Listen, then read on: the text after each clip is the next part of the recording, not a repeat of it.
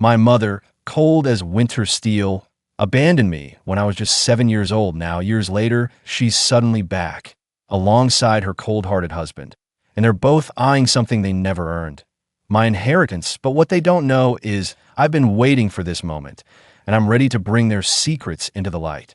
But before we get to that part, let's rewind a bit back to when I was 6, back when everything still felt kind of simple. At that age, life felt easy. I was living in this big, cozy house with my mom. It was just the two of us. My dad had passed away when I was just a baby, too young to even remember his face. He left behind a hefty inheritance in my name, though I didn't really understand what that meant back then. All I knew was that we never seemed to struggle, and my mom always looked put together, comfortable, secure. Then, one afternoon, totally out of the blue, my mom sits me down. She smiles in that gentle, overly sweet way adults sometimes do when they're hiding something. Mike, honey, she said, I've got to go on a business trip. It's super important, okay? You'll be staying with Uncle Rick for a bit. At 6, I didn't think much of it. I mean, Uncle Rick was the cool uncle, the one who let me watch movies I definitely wasn't supposed to, and who always snuck me candy behind my mom's back, so naturally my little brain translated all that into vacation time. I hugged her goodbye, figuring it was just a couple of days, maybe a week tops. I smiled and waved as she walked out the door, not realizing that was the last time I'd see her for what felt like forever. Uncle Rick picked me up later that day. The first few days were actually kind of great. We ordered pizza, stayed up late watching old action movies, and I even got to play some of his dusty old video games from the 90s for a little while. It felt like a fun sleepover that didn't have an end date. But then things started shifting. Days slipped into weeks. I started asking when Mom was coming back, and Uncle Rick would just wave it off with a tired shrug. Soon, kiddo, she'll be back soon. But I could tell, even then, that he didn't believe it himself. Weeks stretched into months. That's when it really started to hit me. I'd see other kids at school get scooped up by their parents, and I'd be the one waiting by the office door for Uncle Rick. I'd wonder, why wasn't it my mom? One day, I asked him again, hey, when's Mom coming back? That's when everything shifted. He snapped. It was the first time I saw that edge in his voice, that flash of anger in his eyes. She's not coming back, all right? He barked. She left you with me, so stop asking. I didn't know how to respond. I didn't even really understand what he meant, but I felt it like a punch to the gut. I couldn't explain. I remember just staring at the floor, confused and hurt. What had I done wrong? From that point on, living with Uncle Rick started to feel a lot less like a sleepover and more like survival. He'd get annoyed over everything. If I left a toy out, he'd yell. If I needed help with homework, he'd groan like I was the biggest inconvenience on the planet. He started saying stuff like, I didn't sign up for this, and your mom dumped you here. Over time, I started staying in my room more just to avoid setting him off. That room became my world, my little sanctuary. I had this old radio I'd listen to, and I'd spend hours just drawing. Mostly made-up animals and weird creatures. It was the only thing that made me forget where I was for a little while. Sometimes I'd imagine Mom walking back in, smiling, saying something like, surprise, I'm back. But the weeks kept slipping by. The fantasy faded. Then there was this one night I'll never forget. I was hugging this old teddy bear, one my mom had given me when I was little. It was missing an eye and kind of falling apart, but I held on to it like it was the only piece of her I had left. I cried into it quietly, trying not to make a sound. I didn't want Uncle Rick to hear. I knew he'd just call me a baby or tell me to get over it. I felt so completely alone that night. It was like the ground had given out under me, and there was no one left to catch me. And I know it probably sounds wild for a 6-year-old to feel that way, but I did, and things only spiraled from there. Uncle Rick got meaner, snappier. He started making these offhand comments about how much I ate or how expensive I was to take care of. I didn't understand money, not really, but I understood the message loud and clear. I was a burden. So I started skipping snacks, taking smaller portions at dinner. I cleaned my room obsessively. I thought maybe, just maybe, if I made less noise, took up less space, he'd stop being so angry all the time.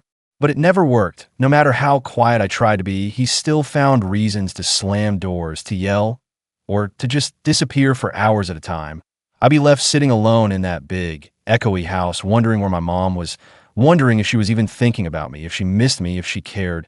One afternoon, I found this old photo album buried in a closet. I sat cross-legged on the floor, flipping through it. Pictures of me as a baby, my mom holding me and smiling. Even a few photos of my dad for a second. It felt like I was peeking into someone else's life, a life that didn't even feel like mine. I searched those images, trying to find a clue, some hint as to why she left, but all I saw were happy faces and sunny days. It just didn't add up. How do you walk away from that? Eventually, I stopped asking about her altogether. I figured if she wanted to come back, she would have by now. And since she didn't, what was the point in holding on to hope? So I did what I had to. I focused on school. That was the one thing I could control. I buried myself in textbooks and homework, trying to tune everything else out. I became the quiet kid, the one always with their head down, always scribbling in notebooks. Teachers started telling me I was gifted, that I had real potential. But I didn't care. I wasn't trying to impress anyone. I just wanted to make it through the day without falling apart. But even then, during math class or recess or wherever, I'd catch glimpses of other kids running into their parents' arms, laughing, holding hands, and it would hit me all over again. What did I do wrong? Why wasn't I good enough? I didn't have answers, just questions that followed me around, like shadows I couldn't shake. And the worst part? I knew those questions weren't going anywhere. They just became a part of me. Those questions, like this constant background noise I couldn't mute. I didn't talk about it much, didn't see the point. What could anyone say that would make it make sense? It's hard when you're a kid. You don't have the words yet. You don't know how to explain why it hurts or why certain things stick in your chest like splinters. You just feel it. And me? I felt abandoned. Looking back, it's clear why I clung so hard to school. It wasn't just about grades. It was about control, something I had none of at home. If I could ace every test, keep my head down, never make waves, just maybe my mom would come back. Maybe she'd look at me and think, wow, look at him, look what I left behind. But that hope, the one I kept tucked away, got dimmer as the years passed. By the time I was 14, it wasn't hope anymore. It was just habit, survive, get through the day, keep moving. I had a system, stay invisible, stay focused, don't give Uncle Rick any reason to snap. School became the only place that felt kind of okay. I didn't stand out, didn't want to, but my teachers liked me. I guess I came off as the smart, quiet kid. I didn't have friends, not real ones anyway, not until Rachel. God, group projects, teachers think they're building collaboration skills or whatever, but really it just means getting stuck with random classmates and pretending like it's not the worst thing ever. So of course I get paired with Rachel. She was one of those people who seemed like they had it all together, big smile, always surrounded by friends, effortlessly cool without being obnoxious about it. We didn't really talk before that project, so naturally I expected her to treat me like background noise. But she didn't, not even a little. First time we met up to work on it, I was awkward, like painfully awkward. I barely said 2 words. She didn't even flinch, just kept talking like we were old friends, cracking jokes, filling the silence like it didn't even exist. I started relaxing around her without even realizing it. A few days in, she invited me over to work on the project. I hesitated. I always did when it came to going into other people's houses. Felt like stepping into a world I didn't belong in. But Rachel had this way about her, gentle but persistent. So I said yes. And wow, walking into her house felt like entering a parallel universe. Her mom smiled like she'd been waiting to meet me. Hey, Tom, you hungry? I made snacks. She said it like it was the most casual thing in the world, but for me, that hit different. I couldn't remember the last time anyone made something just for me, or even asked if I'd eaten. Then her dad, kind eyes, warm voice, actually sat down and talked to me. Asked me about school, what I liked doing. So Tom, he said, what do you do when you're not buried in books? And he actually meant it. It threw me off. People didn't usually ask me about me. I mumbled something about drawing and video games. He smiled and asked more questions like he cared, like I mattered. Even her little brother pulled me into his world, showing off his games, handing me a controller like it was nothing. That night, sitting on the couch with a plate of homemade cookies in my lap, I realized this is what a family is supposed to feel like. It wasn't loud, it wasn't flashy, it was safe. After that, Rachel and I started hanging out outside of the project. She'd invite me over, and each time her family greeted me like I was one of their own, her mom would say, "Lunch is ready, Tom. You know the drill. You're part of the family now." I'd smile, say thank you, pretend like I was totally chill. But inside I felt seen. It scared me a little. Honestly, I didn't want to get too used to it. It wasn't my family, it was hers. I kept waiting for it to vanish like everything else I'd gotten attached to. But Rachel didn't let me drift. Every time I tried to pull back, she'd pull me right back in. "You coming over after school, right?" She'd ask like it was a given, like I belonged. One day, everything hit harder than usual. Uncle Rick had blown up at me the night before. Over something small like leaving a light on, he'd shouted things like, "You're nothing but trouble," and "Why couldn't your mom take you with her?" Stuff he probably didn't even think twice about. But it landed, it always landed. I showed up to school dragging my feet, dead-eyed and hollow. Rachel noticed immediately, pulled me aside, gave me this look like she wasn't buying whatever excuse I was about to make. "Tom, are you okay?" I tried to play it off, just tired. She didn't budge. "You know you can talk to me, right? Whatever it is, I'm here." I don't even know what it was, something about the way she said it. But it cracked something in me. I didn't spill the whole story, not yet, but I told her enough that my mom left, that living with Uncle Rick wasn't what people thought it was. She listened, no interruptions, no pity, just listened. Then she looked me right in the eye and said, "Your mom's missing out, Tom. You're a great person. If she can't see that, it's her loss." And man, I can't even explain it. That one sentence, it felt like someone reached inside me and loosened a knot I didn't even know was there.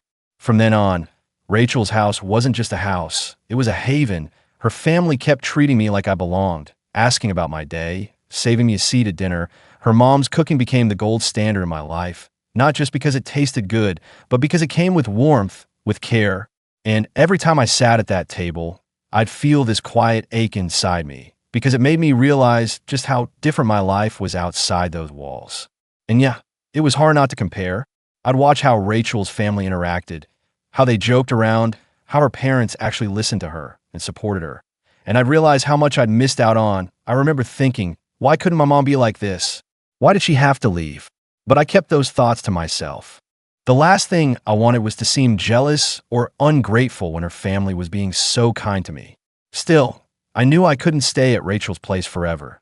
Every time I left her house, it felt like being yanked back to reality. I'd walk home, dreading whatever mood Uncle Rick might be in. Sometimes he wouldn't even be there. He'd be out late, doing who knows what. And when he was home, it was like walking on eggshells, constantly trying not to set him off, so I started spending more and more time at Rachel's. Her parents didn't seem to mind. If anything, they actually encouraged it. "Ah, Tom, you don't need to ask, just come by anytime you want," her dad would say, flashing me this reassuring smile. And I want to believe them. I really did, but part of me kept waiting for the day they'd get tired of having me around. I mean, why would they want to deal with someone else's kid when they already had their own family? But that day never came. In fact, it felt like they went out of their way to make me feel included. One weekend, they even took me along on this family picnic. Rachel's mom packed this giant basket of food, and we all went to the park. It was one of those perfect days where everything just clicked for a few hours. I forgot about everything going on at home. I laughed, played soccer with Rachel's little brother, and for the first time in a long time, I felt like I belonged. That feeling, belonging, was something I hadn't felt in years, and honestly, I started craving it. Rachel's family showed me what life could be like when you had people who genuinely cared about you. It gave me this tiny flicker of hope that maybe, just maybe, things could get better. But I knew better than to hold on to hope too tightly. Life had already shown me how quickly things could change. That was just my reality. I had this second family that I cherished, but deep down, I still felt like an outsider. I was grateful, really I was, but there was always this voice in the back of my head reminding me not to get too comfortable. After all, good things didn't usually stick around in my life for very long. So, at this point, I'm 17, almost done with high school, still spending a ton of time at Rachel's. I'd gotten used to the way things were. My routine was solid: school, Rachel's, home, repeat. But then, out of nowhere, Uncle Rick hits me with some news that completely stopped me in my tracks. I remember it like it was yesterday. It was a Saturday afternoon. I was in my room doing some homework when I heard him yelling from the living room. "Wanike, get out here," he shouted. I froze. That tone. It usually didn't mean anything good, but I dragged myself out there anyway, trying to stay calm. I walked into the room, and there he was, standing by the door, looking as annoyed as ever. "Your mother's back," he said, like he was announcing the weather. My heart practically stopped. My mom? After all these years, it didn't feel real. I just stared at him, waiting for him to say it was a joke or something, but he didn't. "She's outside," he added, sounding completely fed up. "Ain't you gonna talk to her?" I didn't know what to think. Part of me wanted to run outside, hug her, ask her where she'd been, but the other part of me? I was pissed, like after all this time, she just shows up like nothing happened.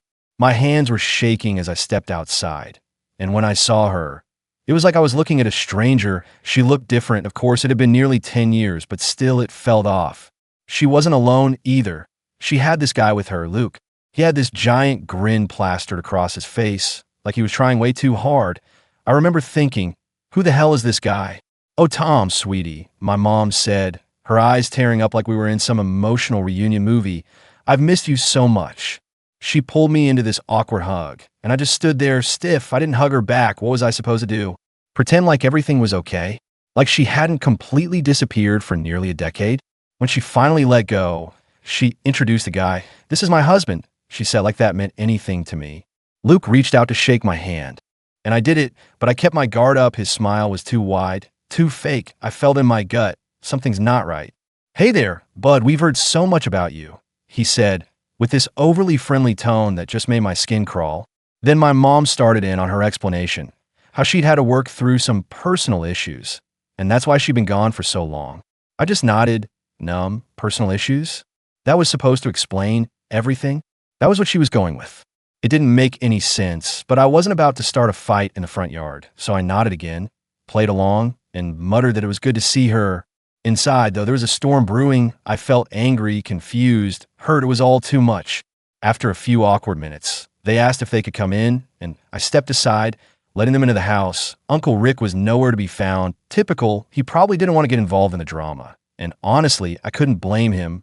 We sat down in the living room, and my mom started talking about how she wanted to make things right. She said she regretted everything, that she wanted us to be a family again. Luke chimed in too, nodding along, saying, "We want to be here for you, Tom. We're a family now." It all felt so fake, like they'd rehearsed it in the car before they came over. I kept my answer short, polite, but my mind was racing the whole time. Why now? Why show up now after all these years? And who was this Luke guy, really? Nothing was adding up, but I didn't know what to say or how to even begin unpacking all the emotions swirling inside me. I wasn't a kid anymore. I wasn't going to break down crying or throw a tantrum. I learned how to keep my guard up, to protect myself.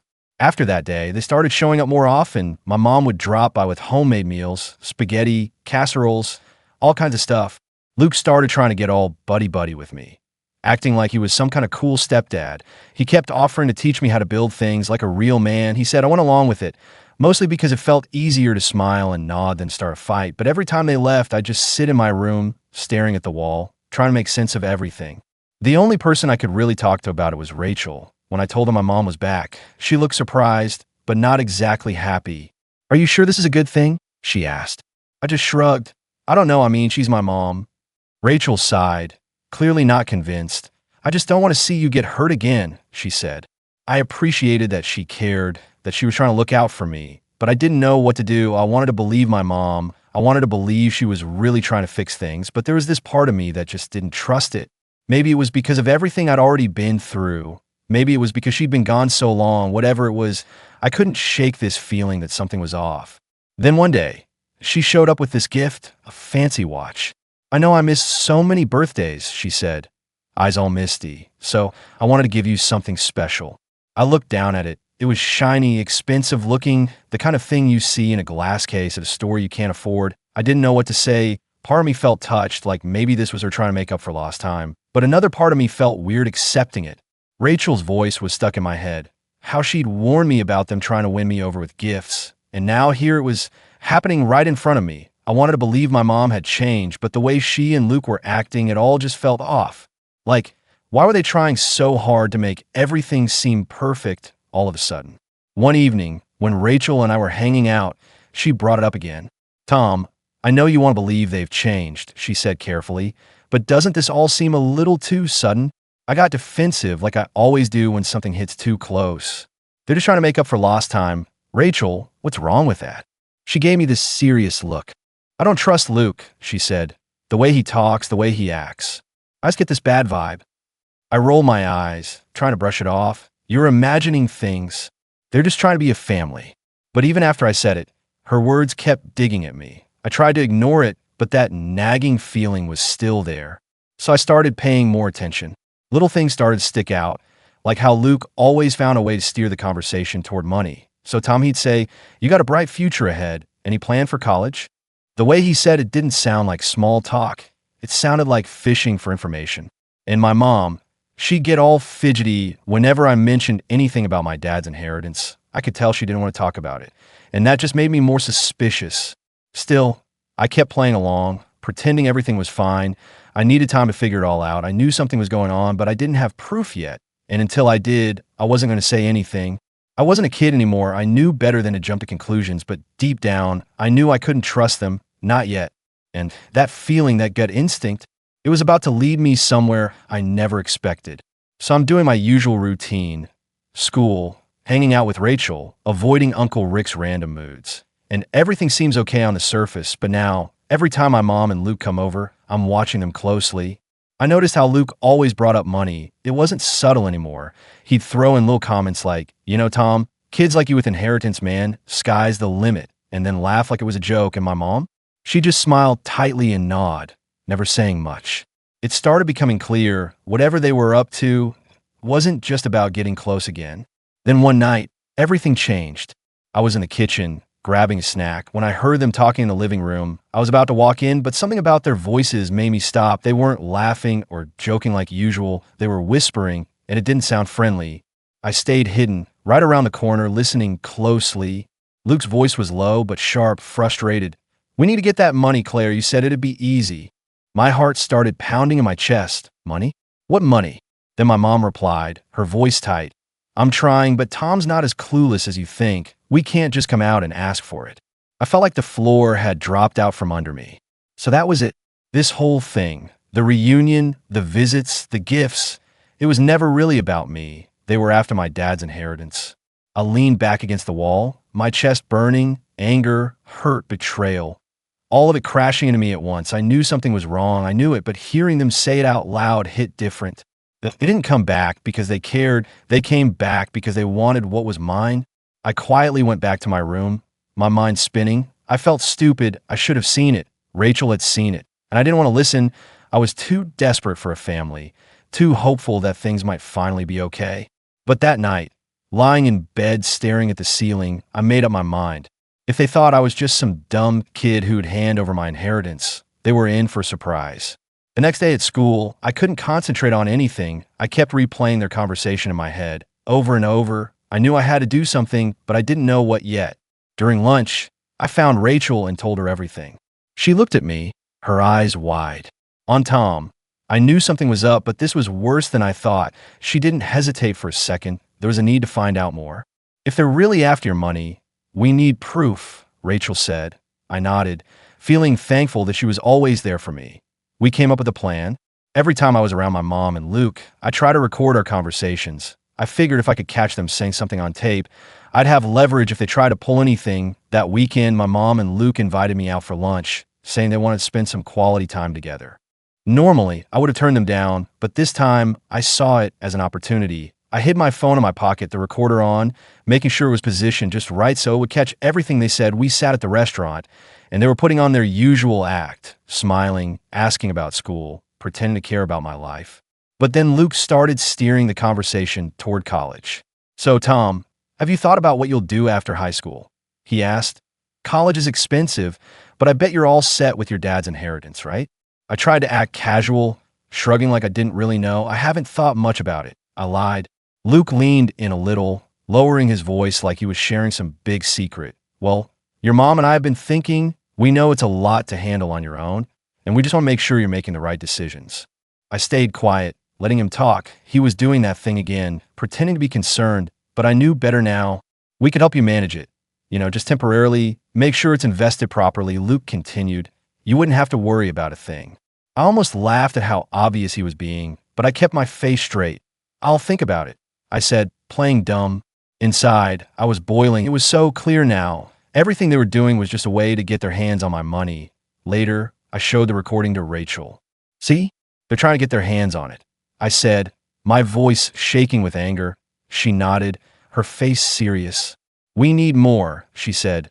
"One recording might not be enough if they deny it. You need to get them talking again, and this time, make sure they admit what they're really planning." I started watching their every move. The next time they came over, I acted like I was warming up to them. I let them talk about family, about how they wanted to make things right. It was hard to fake it, especially when all I felt was anger, but I knew I had to play the long game. Luke seemed to buy it. He started talking more about their struggles, how they'd been through tough times. He mentioned bad investments, money troubles, and how they needed help. I pretended to feel sorry for them, nodding along like I was considering helping out. Finally, Luke went for it. "Tom, we've done everything we can, but we're still in a bind," he said. "If you could sign over a small part of the inheritance, just to get us back on our feet, We'd pay you back as soon as we can. That was the moment I've been waiting for. I made sure the recorder caught every word. I'll think about it, I told him, pretending to hesitate. My mom chimed in. Oh, Tom, we just want what's best for you. We're a family. Families help each other. Hearing her say that almost made me snap, but I held it in. If anything, it made me even more determined to expose the truth. After they left, I listened to the recording with Rachel. She nodded, satisfied. We've got enough. They're trying to manipulate you into giving up your money. We spent hours going over everything I had recorded, making sure we had a solid case. It was hard to accept that my own mom, the person who was supposed to care about me, was just using me, but I knew I couldn't let them win. I'd worked too hard to get to where I was, and I wasn't about to let anyone take that away. That night, I felt a weird sense of relief. It was like I finally had control over the situation. I knew what I had to do, and this time, I was going to make sure they didn't get away with it. No more playing along. I was going to fight back. So here we are. After all the sneaking around and recording, I finally had the evidence I needed. My mom and Luke had been trying to scam me out of my inheritance, and now it was time to confront them. But I knew I couldn't just run up to them, yelling about what I knew.